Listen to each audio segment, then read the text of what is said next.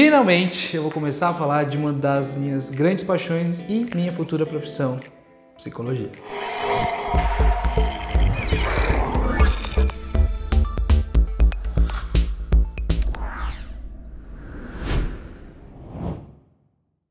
Olá, meu nome é Wagner Steffen e eu sou um simples estudante de psicologia. Hoje eu não sou a pessoa que vai ajudar você com a sua carreira, e sim eu vou dar um relato de um simples estudante de psicologia, tá?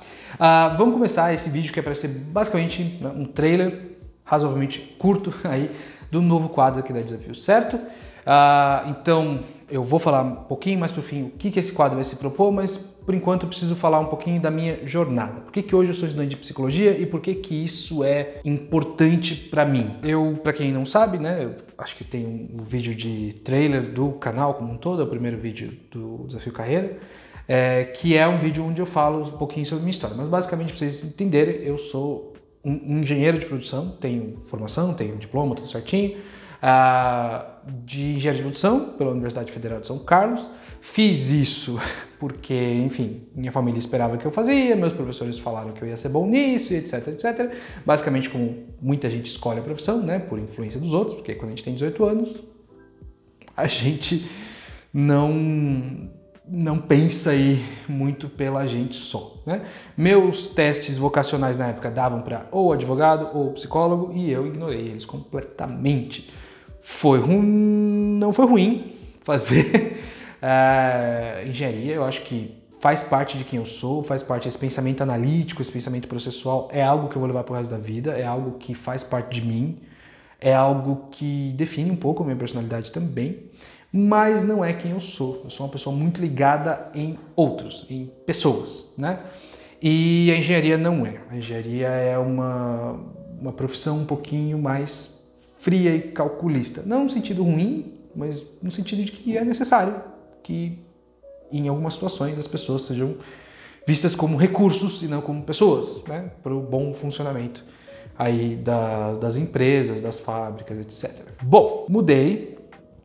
Fui para uma empresa de educação corporativa, onde eu comecei a ter o primeiro contato com psicólogas organizacionais, obviamente, né? Trabalhavam em empresas, trabalhavam com treinamento e desenvolvimento de pessoas e estava super legal. Não eram psicólogas clínicas, pelo menos não que eu lembre, acho que nenhuma delas atendia como clínica, mas eram psicólogas e era divertido falar com elas e tal. A minha primeira inspiração, já vou organizar as minhas inspirações já.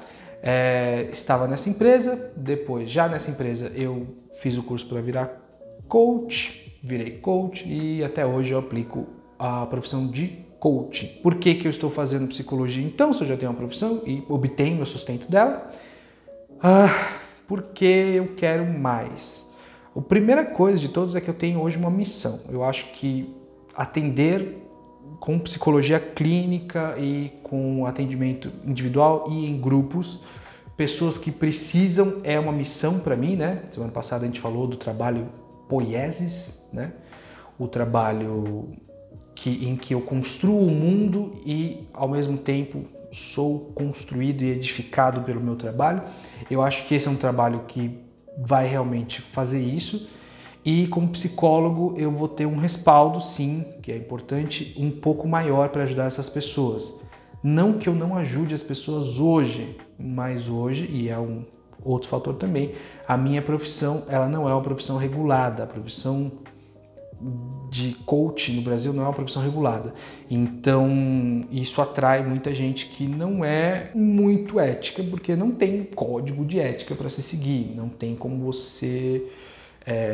não tem uma organização, né, um conselho de coaching do Brasil, não tem. Então você não tem onde denunciar essas pessoas, você pode denunciá-las no Procon, se você achar isso, então, mas no fundo não tem ali uma regulação da profissão em si e, portanto, isso traz bastante gente que não são as melhores pessoas do mundo e isso leva a gente a profissão de coaching ser uma piadinha, né? Você é o motivador, você é o coach. Você enganou alguém, você é o coach. Você está fazendo uma promessa vazia, você é o coach. E essa fama que os coaches têm é uma fama justificada, né? Eu tenho pessoas aí que eu conheci, que hoje eu não tenho mais na minha rede, mas que eu já vi fazendo, que basicamente fala assim, vem comprar o meu curso.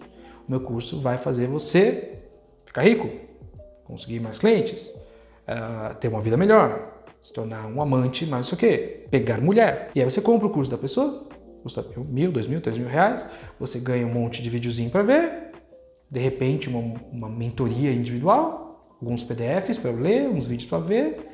Se voltasse a pandemia, uma ou outra palestra talvez seja oferecida, e é isso. E aí vamos supor que você não consiga pegar mulher, não consiga ser rico, não consiga ter a vida melhor. Essa pessoa vai falar simplesmente que você não tentou o suficiente, você não seguiu a risca, você não...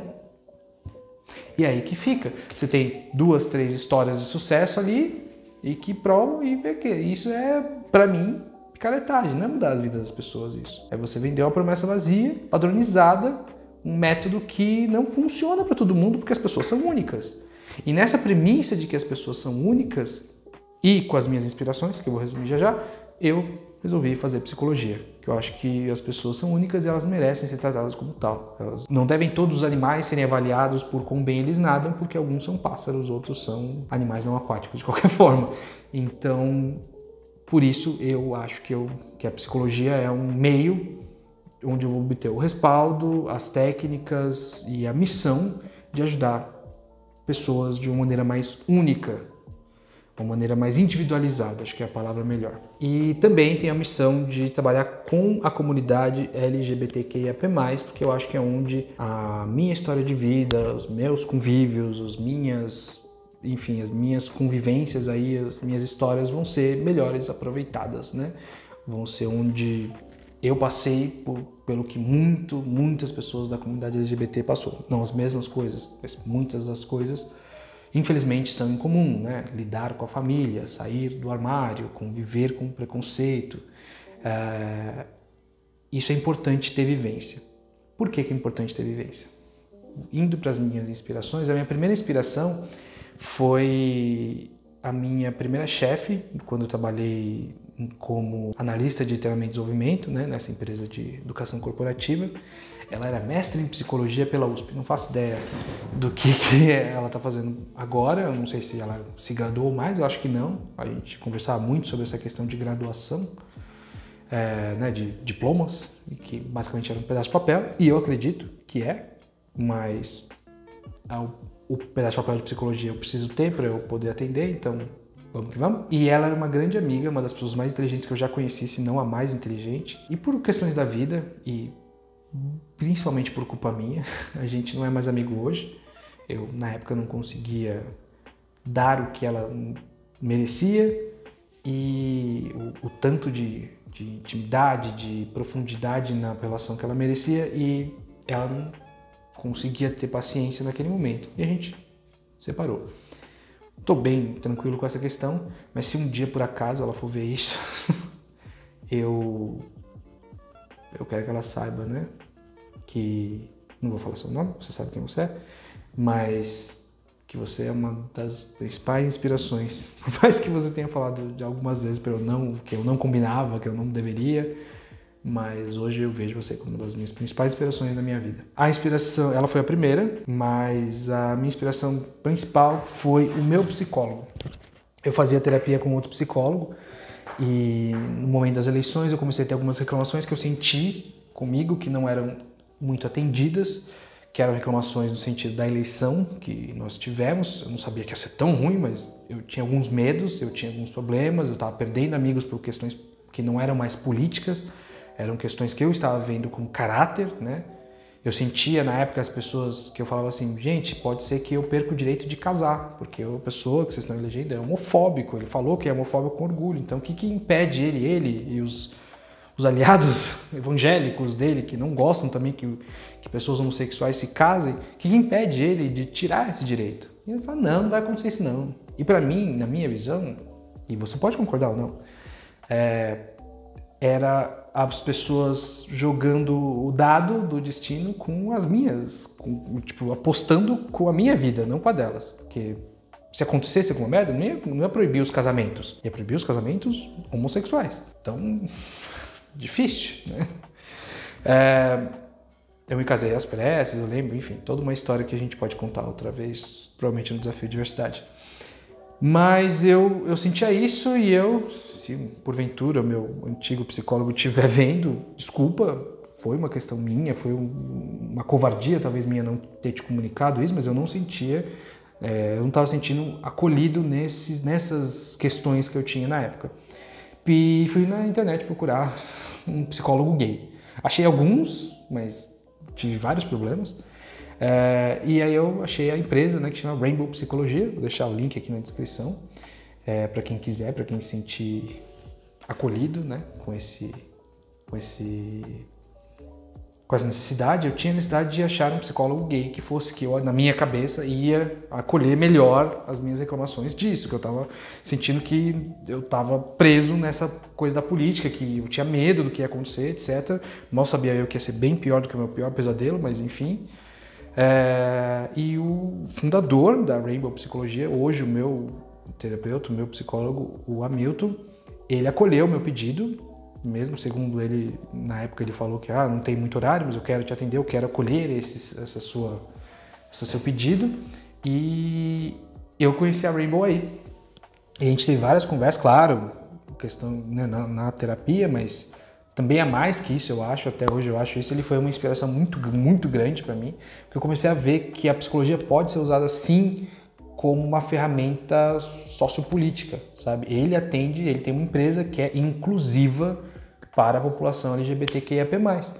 Ele propõe isso e ele não exclui ninguém. Como disse, é uma iniciativa, uma empresa inclusiva e não exclusiva, não é só para as pessoas LGBT. Tanto é que tem psicólogos que fazem parte, que atendem, mas que não são necessariamente de uma sexualidade ou uma identidade de gênero não normativa. São pessoas heteronormativas de alguma forma, mulheres héteros, homens héteros, e eles atendem porque eles são aliados, né? Eles entendem que eles vão atuar com esse tipo de população, principalmente porque é o que acaba vindo mais de cliente ali. Então, quando eu vi que a psicologia podia ser usada como essa ferramenta, eu me senti muito quentinho e eu acho que foi ali que eu percebi que eu queria e tinha motivação para entrar na psicologia. Mais recentemente eu tenho meus professores. Aí eu queria dar um destaque aí para minha professora Valéria, de ética. A gente vai falar muito de ética aqui nesse quadro. Minha professora Jana, que atuou também, né, minha professora Jana, que é uma pessoa que eu gosto muito, que eu acho demais, que a gente teve várias discussões, que ela me deu História da Psicologia, semestre, e meu professor Dimitri, que deu aula de Psicologia como Ciência e Profissão, que a gente vai falar também alguns tópicos aqui, né, que me apresentou que a psicologia não é psicologia, são psicologias, né, que a gente também vai falar desse quadro. São as mais recentes inspirações aí já depois que eu entrei na faculdade. Então, cá estou na faculdade. Esse vídeo deve sair por volta aí meados de agosto. Eu já devo estar no segundo semestre, né, primeiro ano, 2021. E foi basicamente uma decisão assim, daqui 5 anos eu vou estar 5 anos mais velho, mas eu posso também estar atuando como psicólogo ou posso só estar 5 anos mais velho. E eu fui lá e comecei a faculdade com essas inspirações que eu tive aí. Resumindo, o que eu quero falar nesse quadro não são conselhos clínicos. Muito psicólogo faz conselhos clínicos. Por quê? Porque o Wagner não quer, ele acha errado? Não, eu acho certíssimo, eu quero muito fazer. Só que eu não posso. Sou estudante de psicologia, eu não sou preparado para dar conselhos clínicos. Não estou para falar 5 sinais que você tem depressão. Porque não só eu não estudei ainda depressão, mas que eticamente não é, até eu ter o meu